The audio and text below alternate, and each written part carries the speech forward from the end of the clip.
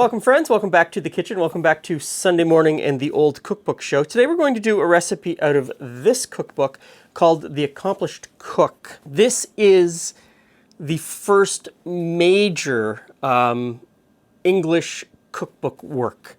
The first edition was published in 1660. I have the final edition and it was published in 1685. It was written by a man called Robert May. He was a French-trained chef who worked in the kitchens of some of the largest country manor homes in England. And this cookbook was written not for the home cook, but for the professional cook who worked in these country manor homes or in these city manor homes, cooking for the gentry. And my book is in pretty good shape. It has been rebound at some point. It has been repaired at some point. Some of the pages have been backed a little bit. A couple of the pages were missing and they reprinted what those pages are, but they did it on different paper so that you can tell that they are reprinted pages. It also has insect damage. You can see where insects have bore through the paper. But overall, for 1685, this is in incredibly good shape, and I am so blessed to have it. There is speculation on how many of these books were published in this time period, between 1660 and 1685. Depending on who you talk to, some people say it was only 200 books. Other people say it could have been up to 400 books. Who knows? How many of those are still in existence is even harder to tell at this point.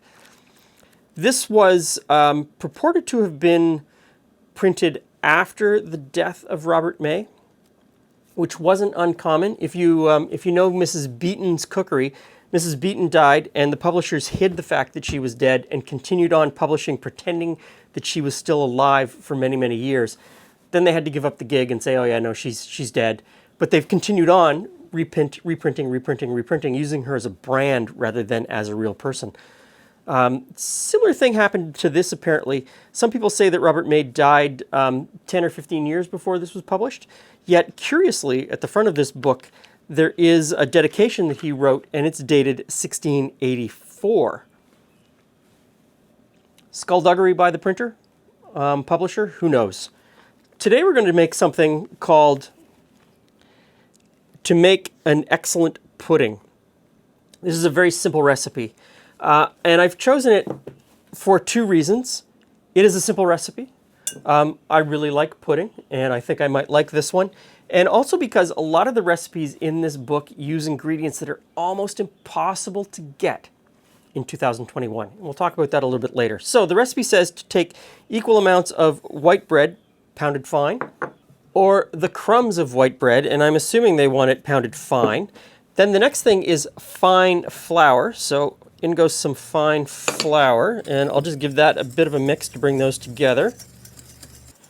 Now in 1685, a lot of the recipes for flavoring call for ambergris or musk, things that, yeah, you can get ambergris today, but it's really expensive. It's actually illegal in some places. I could buy it and use it here in Canada, but if you're in the United States, it's illegal to even possess it. And if you don't know what ambergris is, look that up.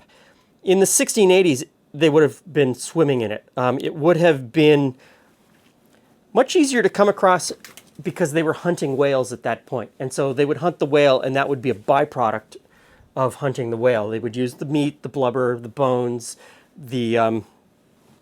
all the parts of the whale would have been used or should have been used, including the ambergris. But today, ambergris is only found, normally washed up on a beach somewhere, and you just come across it by chance, and you read stories about people finding ambergris and becoming instant overnight millionaires because, you know, they found a piece of ambergris this big. That's how prized it is even today for things like perfume, mostly cosmetics. Now the recipe tells me to use 4 egg yolks, but only 1 white. So I've got 3 egg yolks in here, and I'm going to put in 1 whole egg, which gives me 4 yolks and 1 white. And I'm just going to use a whisk to sort of break up those yolks. Next, I'm supposed to add in cream until I get a consistency like a pancake batter. Let's start with that and see where it gets us. I think I've got it to about the right consistency. So it says to bake it in a buttered dish. No temperature, because of course at this point in the 1600s, you would be cooking beside or under an open hearth, or in a stone or clay or earthenware oven of some kind. Temperature control wasn't really a thing. You just knew, it was your job, you just knew what the temperature should be by sticking your hand inside. So for me, that's going to be 350 degrees Fahrenheit. I've got the oven preheated. I'm just going to stick this in. I'm going to cook it till it's done.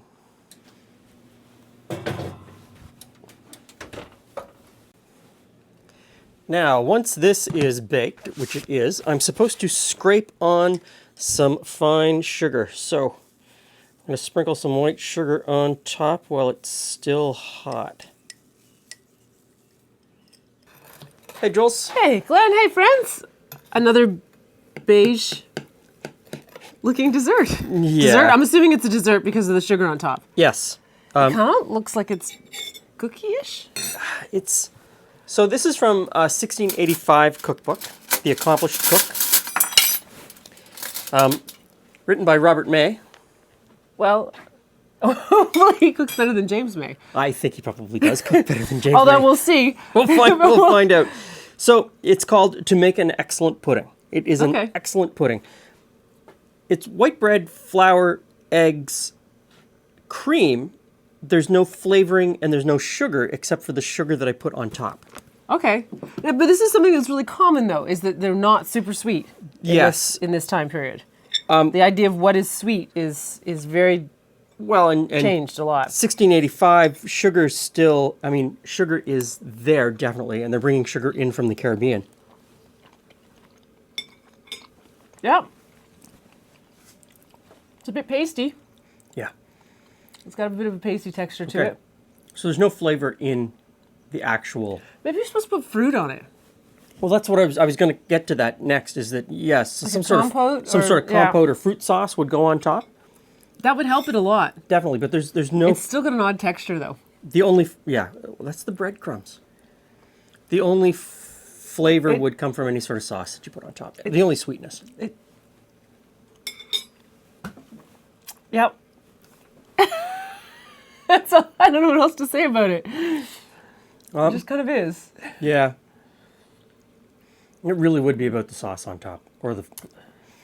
But he doesn't say anything about that, which is odd because in other recipes in here, he is very clear on what you serve on top of things. And maybe, the guests at the dinner party are so wasted by this point that it just doesn't matter. Because he catered really big parties.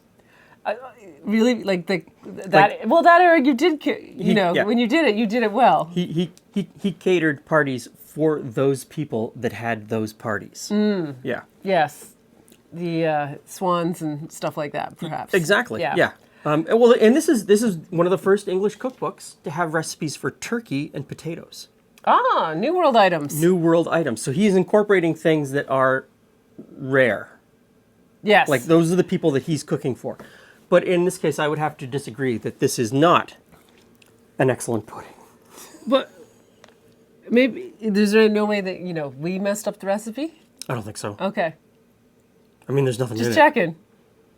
Maybe I should have made puddings of swine's lights, which is the next one down. Okay. I don't know where I'd get swine's lights today. No. Thanks for stopping by. See you again soon.